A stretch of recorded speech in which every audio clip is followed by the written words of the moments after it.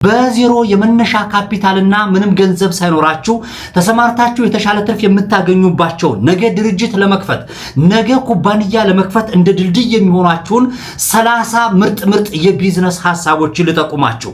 የሰው ልጅ ገንዘብ ስላለው ብቻ ቢዝነስ ከፍቶ የተሻለ ትርፍ ያገኛል ማለት ሞኝነት ነው። ይልቁንስ ብልጥ ከሆናችሁ በቀጣይነት የምነግራችሁን ከ30ዎቹ ቢዝነሶች መካከል አንዱን መርጣችሁ ከተሰማራችሁ የተሻለ ትርፍ የምታገኙበትንና ወደ ትልቅ ደረጃ የምትደርሱበትን ቢዝነሶች ነው ዛሬ ይዤላችሁ የመጣችሁ።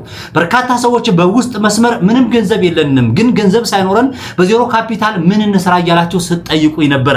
ለጥያቄያችሁ መልስ ይሆናችሁ ዘንድ 30ዎቹን የተመረጡ ምርጥ የቢዝነስ ሐሳቦችን እንካችሁ ልበላችሁ።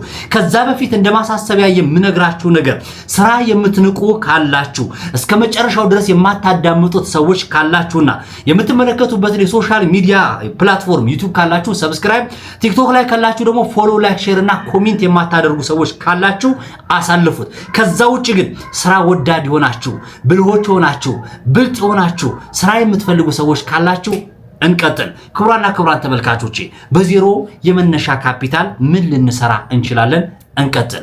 የመጀመሪያው ክቡራን ተመልካቾቼ ዩቲዩብ ይባላል። ሶሻል ሚዲያ ላስቀድምላችሁና ማንም ምንም ሳይኖረው መስራት የሚችለው ነው። ሰው የማይመርጥ ጾታ የማይመርጥ ገንዘብ የማይፈልግ የዩቲዩብ ወይም ደግሞ ለዚህ የሶሻል ሚዲያ የሚባለው ላይ እኔም ገንዘብ እያገኘሁበት ስለሆነ ሰዎችም ገንዘብ እያገኙበት ስለሆነ በዜሮ የመነሻ ካፒታል ምንም ሳይኖራችሁ ዛሬ በነገራችን ላይ እያንዳንዳቸውን የምነግራችሁ ቢዝነሶች ላብራራላችሁ አይደለም ግን 1 2 3 4 ብዬ እያንዳንዳቸው 30ዎቹንም ነው የምነግራችሁ። በቀጣይ ዩቲዩብ እንዴት ትከፍታላችሁ፣ ዩቲዩብ እንዴት ገንዘብ ታገኛላችሁ፣ እንዴት በዩቲዩብ በደንብ ገንዘብ ታገኛላችሁ እመለስበታለሁ።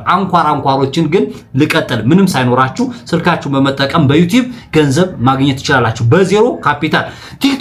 በቲክቶክ በርካታ ሰዎች አያውቁትም። እኔና ጥቂቶች ብቻ እናውቀዋለን። ወይም ደግሞ ይሄ በሶሻል ሚዲያ በላይቭ እና በአንዳንድ ታዋቂ ሰዎች ብቻ የሚያገኙበት ይመስላችኋል? አይደለም። ከታች ተነስታችሁ በዜሮ ካፒታል በቲክቶክ ገንዘብ ማግኘት ትችላላችሁ። እሱ ሚስጥር ደግሞ መጨረሻ ላይ እነግራችኋለሁ።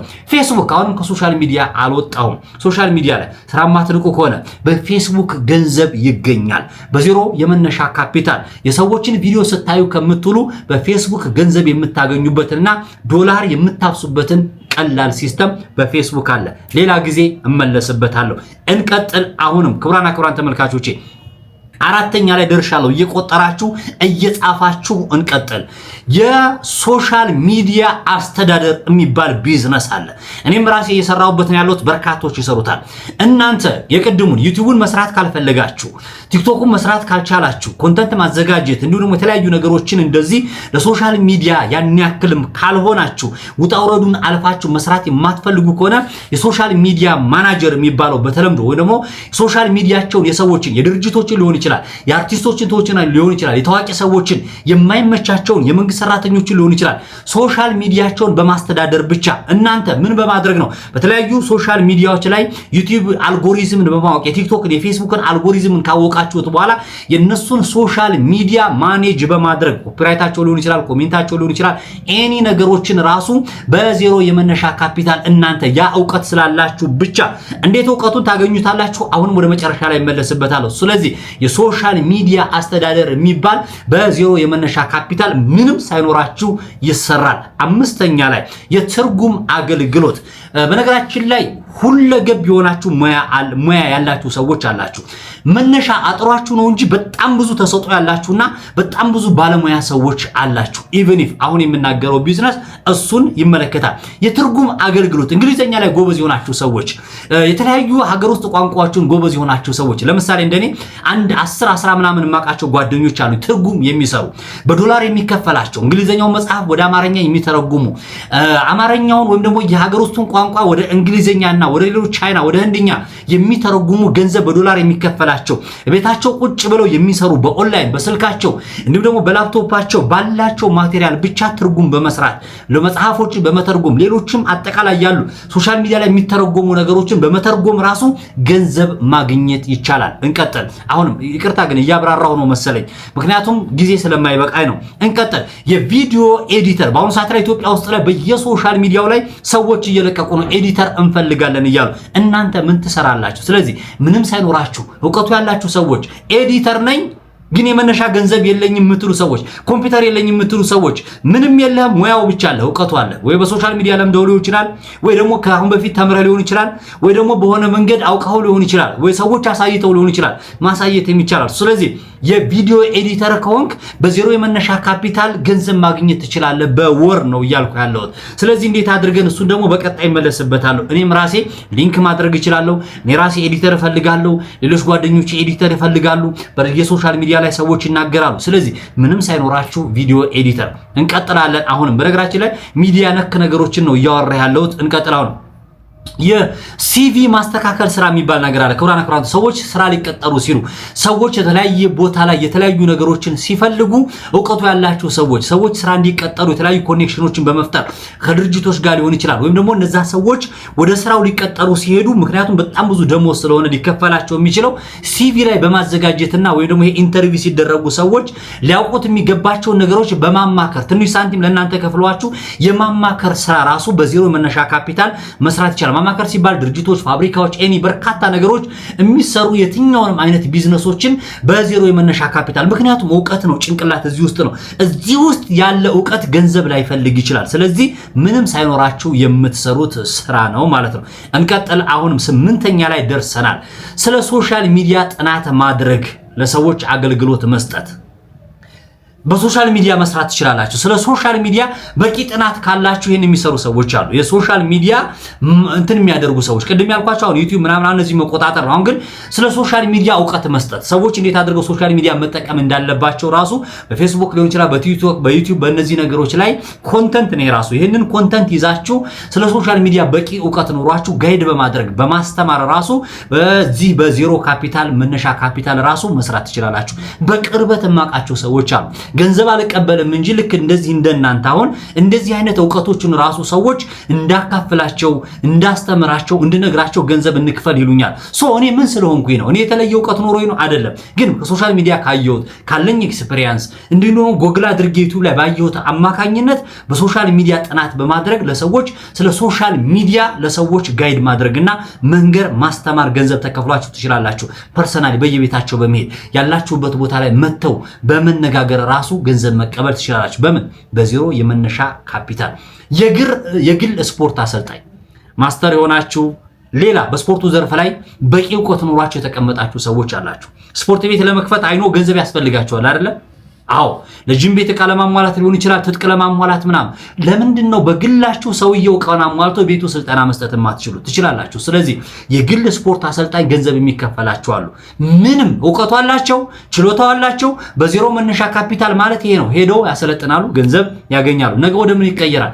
ነገ ወደ ስፖርት ቤት ወደ ጂም ቤት ይቀየራል። ያኔ ትከፍታላችሁ። እንቀጥል። በዜሮ ነው። 12ኛ ኮንተንት ጸሐፊ መሆን። ሶሻል ሚዲያ ላይ አሁን ሰዎች ኮንተንት የሚጽፉላቸውን ሰዎች ይፈልጋሉ። ስለዚህ እናንተ ሶሻል ሚዲያ ላይ የኮንተንት ጽሁፈት ላይ እንዴት ናችሁ?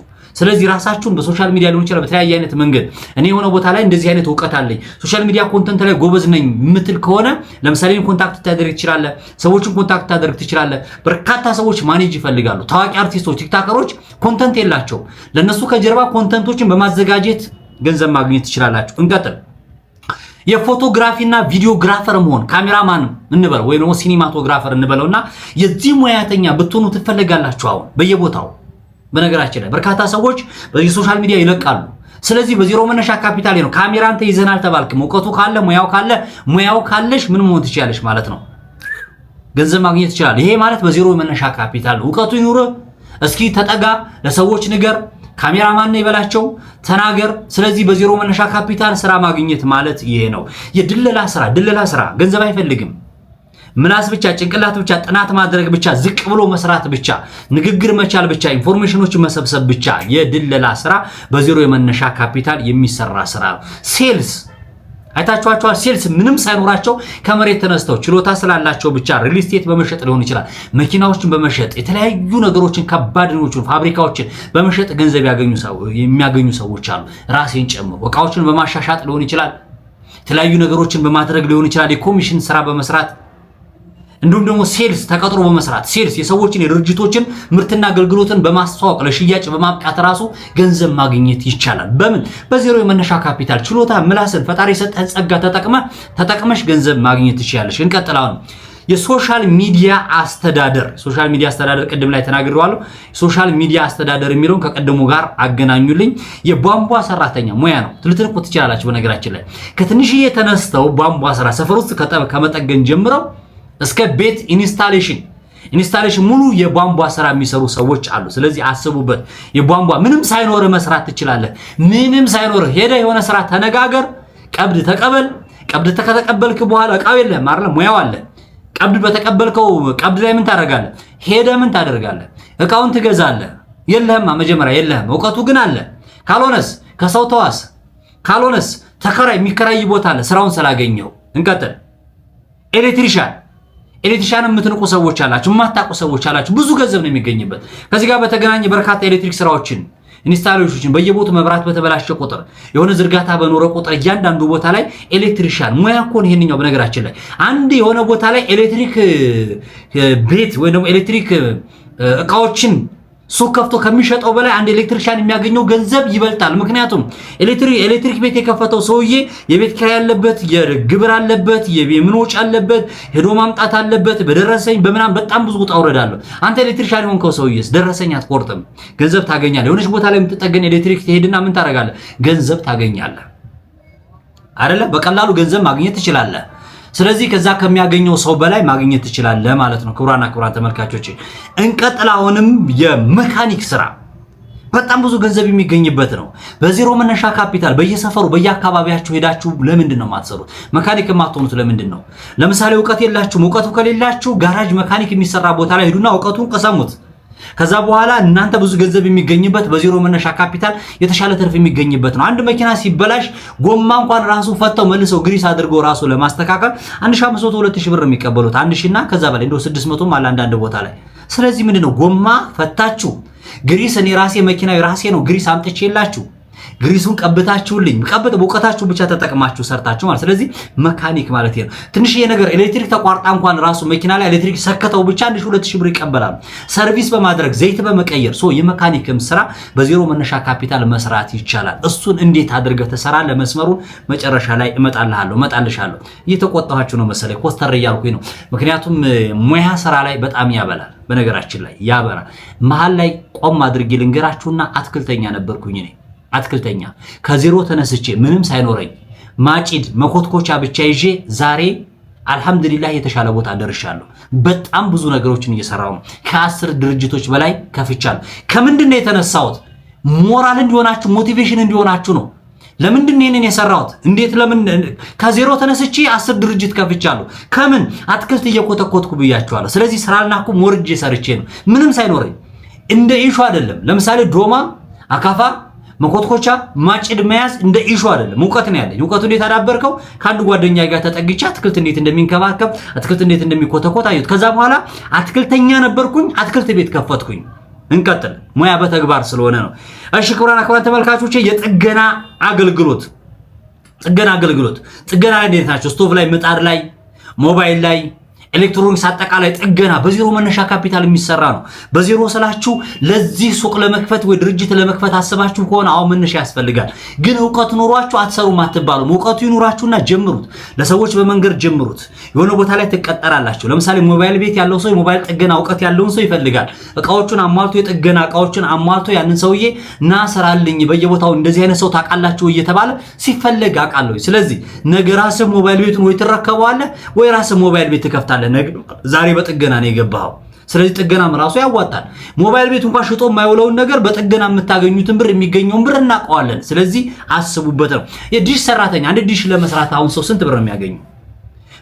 መፍቻ ኢሹ አይደለም። አሁን ዲሽ መፍቻ 10 ቁጥር 12 ቁጥር 8 ቁጥር መፍቻ ኢሹ አይደለም። ከኪሳችሁ 50 ብር 100 ብር ወይ ደግሞ ከሰውም ተበድራችሁ ትችላላችሁ። ከሆነ ህንፃ መሳሪያ ወይ ደግሞ ዲሽ ከሚሰጠው ሰውዬ መፍቻ ሰጠኝ ብላችሁ ራሱ ሄዳችሁ የዲሽ ባለሙያ ከሆናችሁ እንዴት አድርጌ ሙያውን ልቅሰም እንዴት አድርጌ ልሁን ረዳት ሆነ ስራ ከፈለክ ዲሽ ከሚሰራው ሰው ጋር ሄደ ረዳት ሆነ እውቀቱን አዳብርና ከፈለክ ምን ታደርጋለህ? የዲሽ ባለሙያ ሆነ ገንዘብ ማግኘት ትችላለህ። ይሄ ምንድነው? በዜሮ የመነሻ ካፒታል ይሰራል። የዲዛይነር መሆን ዲዛይነር ላይ እውቀት ያላቸው ሰዎች አሉ፣ ጎበዝ የሆኑ ሰዎች። እቃው ከናንተ አይደለም። ዲዛይነር እውቀት በቃ የተለየ እይታ ያላቸው ዲኮር የማድረግ ለምሳሌ እኔ የሱ ተሰጧለኛው የራሴ ከፈትኳቸውን ድርጅቶች እይታዬ ወይ ደግሞ ዲዛይን ስራ ላይ ጎበዝ ስለሆንኩኝ በጣም ብዙ ሰዎች የኔን አይተው ሌሎች ሰዎች በቃ ብለው ይመጣሉ፣ ይደውሉልኛል። እኔ በጣም ቢዚ ስለሆንኩኝ እንጂ አሁን ካፌ እንዲኮር ያደረኩበትን መንገድ ላቢያጆን የተለያዩ የምሰራቸውን እያንዳንዳቸው ድርጅቶች ላይ ቢሮዬን የፕሮዳክሽን ድርጅቴን እያንዳንዱ የምሰራባቸውን እያንዳንዱ ታሳውሱ ከሆነ የሆነች መኪና ነበረች ዲኮር ያደረኳት ዲዛይን ያደረኳት የራሴን መኪና ሳራ አልበሻት ነበር። ያችን ሳራ ያለበስኳትን መኪና ሌሎች ሰዎች አድርግልን መኪናችን እንደዚህ አሉ እንክፈልና እንደዚህ እናድርጉ። ስለዚህ የተለየ እይታ ያላችሁ ዲዛይን ላይ ፈጠራ ስራ ላይ በእንደዚህ አይነት ችሎታ ያላችሁ ሰዎች በዜሮ መነሻ ካፒታል መስራት ትችላላችሁ። ዕውቀታችሁን ብቻ ተጠቅማችሁ ነው። እንቀጥል። የጎዳና ላይ መኪና ጥበት የሚባል አለ። ዝቅ ካላችሁ የምትወርዱ ከሆነ የጎዳና የመኪና ጥበት ላይ ማጠብ ትችላላችሁ። ሰፈር ውስጥ መኪና ጠቡ፣ ምን ችግር አለ? አንዱ መኪና ሁለቱ መኪና ምንጭ ውሃ ያለበት አካባቢ ላይ የሚያጥቡ ልጆች አሉ፣ ጎበዝ የሆኑ ልጆች እንጀራቸው የሆነ ነገ ፈቃድ ያወጣሉ፣ ነገ የተሻለ ቦታ ይደርሳሉ፣ ነገ ቦታ ይከራያሉ፣ ችግር የለውም።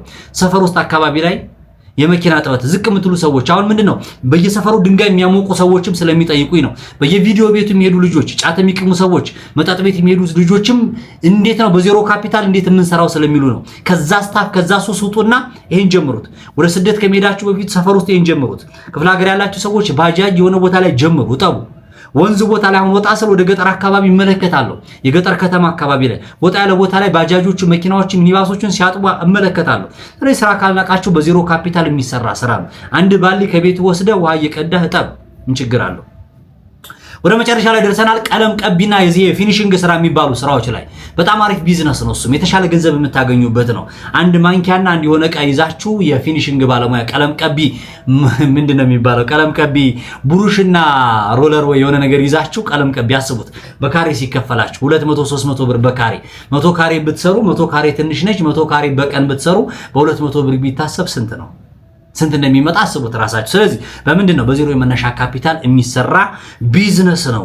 ክቡራና ክቡራን ተመልካቾቼ የተዘጉ ሽንት ቤቶችን እየከፈተ ብዙ ገንዘብ የሚያገኝ ሰው ማቋለኔ የተዘጉ ሽንት ቤቶችን ተመልከቱት። ስራ ያለመናቅ ያለ ስራ የፈጣሪን ስራ ተመልከቱት።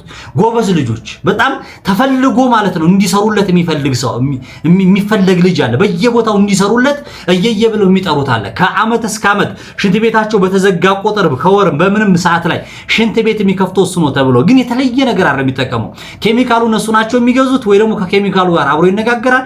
ያንን ኬሚካል አምጥቶ ፌስታል ሊሆን ይችላል ሞዴስ የሆነ ነገር አምጥቶ ኬሚካሎችን የያዙበትን ያንን ሞዴሱን ፌስታሉን ጠራርጎ በማስወጣት አስፈላጊ ሆኖ ከተገኘ የተዘጋበት ቦታ ላይ ራሱ ሊቆፍር ይችላል። ቆፍሮ ራሱ ምንድነው ሽንት ቤትና ጸዳ የለምኛ ከዛ የተለየ ነገር የለም። ማስኩር ያደርጋል፣ ጓንቱን ያደርጋል፣ ይሰራል።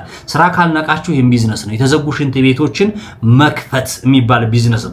የብየዳ ስራ፣ የፈርኒቸር ስራ፣ የምናምን ስራ እያልን እንቀጥላለን። ከ30 በላይ አለፉኝ። ክቡራና ክቡራን ተመልካቾቼ ከ30 በላይ የትኛውን መረጣችሁ እናንተ? 30ዎቹን ጠቅስቼላችኋለሁ። ብሄር ነገር አያልቅም። በነገራችን ላይ እኔ ጋር የሚያልቅ ነገር የለም። ምክንያቱም ሀብትሽ የስራ ሰው ስለሆንኩኝ እኔ ስራ አያልቅብኝም። እናንተ ስራ ወዳድ ከሆናችሁ ግዴላችሁ ነገ እንደው እንደመነሻ ፎቶግራፍና ካሜራማን የሆነ ሰው ነገ ምን መክፈት ይችላል። የራሱን ካሜራ ተከራይቶ ነገ ሰርጎችንና ነገ የተለያዩ ቪዲዮ የሚቀርጹ ነገሮችን በራሱ ካሜራ ሙሉ ፓኬጅ መጀመሪያ ላይ በካሜራ ማንነት 2000 ብር አበል ተከፍሎት እንደው አሁን እንኳን 3000 ብር ገብቷል ይመስለኛል። ተውት 2000 ብር እንበለው 2000 ብር ተከፍሎት በካሜራ ማንነት የሄደው ሰውዬ ነገ አጠራቅሞ ካሜራ በ100,000 ብር በ80,000 ብር በ60,000 ብር ካሜራ ገዝቶ መጀመሪያ በካሜራ ማንነት ሄደው ሰውዬ ነገ ካሜራ ከያዘ ግን ምን ያደርጋል? ለልደት ነገ ስራ በ20,000 ብር ሙሉ ኮንትራክት ይዞ ይሰራል ማለት ነው። ስለዚህ ካሜራ ማንነቱን ማገኘ ካሜራ ኪራይ ያገኘ 10 ምናምን ሺህ ብር ሌላ ተጨማሪ ትርፍ አገኘ ነው። ሁሉንም ብታዩት ሶሻል ሚዲያም ላይ የራሳችሁን እንዲሁም ደግሞ አትክልተኛ ብትሆኑ ነገ አትክልት መክፈት የምትችሉበት የጥገና አገልግሎት ልክ እንዳልኳችሁ ነገ እነዚህ እያለ ይቀጥላል ነው። ስለዚህ በቀጣይ የማደርግላችሁ ምንድነው በዚህኛውም በዛኛውም ዩቲዩብ ቻናል የማታውቁ ሰዎች ካላችሁ ሊንክ አለ ከስር እያንዳንዱ ቢዝነሶችን የምዘረዝርበት የዩቲዩብ ሊንክ አለ ከታች ከሀብትሽ ጋር የተሰኘ የዩቲዩብ ቻናል አለላችሁ ከስር በነገራችን ላይ። ስለዚህ የዛ ዩቲዩብ ቻናል ላይ ሄዱና ለምሳሌ ስለ ኦንላይን ቋንቋ ማስተማር ሊሆን ይችላል። ዕውቀት ያላችሁ ሰዎች ስለ ብየዳ ስራ ሊሆን ይችላል፣ ስለ ዲሽ ስራ ሊሆን ይችላል። የት እንደምትማሩ እንዴት አድርጋችሁ እንደምታውቁት ከየትኛው ሶሻል ሚዲያ ማወቅ እንዳለባችሁ ከስተመር እንዴት ማግኘት እንዳለባችሁ ምን ዕቃ እንደሚያስፈልጋችሁ ኢቭን ከራሴ ጭምር ራሱ ጊቫዌ ዲሽ ልስራ ያለ ሰው መፍቻ ገዝቶ እስከ መስጠት ደረጃ የምደርስበትን የተለያዩ ጊቫዌዎችና የተለያዩ ትንታኔዎችን የምሰጥበት እዚሁ ቻናል ላይ ሳይሆን ሀብትሽ ጋር የተሰኘ የራሴ ዩቲዩብ ቻናል አለ ወደ 16000 ሰብስክራይብ ያለው ዲስክሪፕሽን ላይና ኮሜንት ቦታ ላይ ታገኙታላችሁ። ያንን ሊንክ ነክታችሁ እዛ ተቀላቀሉኝ። ጊዜው የቢዝነስ ነው። አታማሩ፣ አትለምኑ። የሰው ፊት መጥፎ ነው። የሰው ፊት ይጋረፋል። ወዳጆቼ ባለን እንስራ፣ አናማረር። ሀገር በራሱ ጊዜ ሰላም ይሆናል። ፈጣሪ ያመጣውን ፈጣሪ እስከሚመልሰው ድረስ እንጠንክር፣ አይዞን፣ እንበርታላችኋለሁ። የተሰማችሁን ነገርና እናንተ የመረጣችሁት የቢዝነስ ስራ የትኛው ነው የሚለውን ኮሜንት ቦታ ላይ ጽፋችሁልኝ፣ ኔጌቲቭም ሊሆን ይችላል ፖዚቲቭም፣ ኤኒ ያላችሁን አስተያየት ኮሜንት ቦታ ላይ አስቀምጡልኝ። ለዛሬ ይመስል ነበረ። ከልብ አመሰግናለሁ። ማሰላም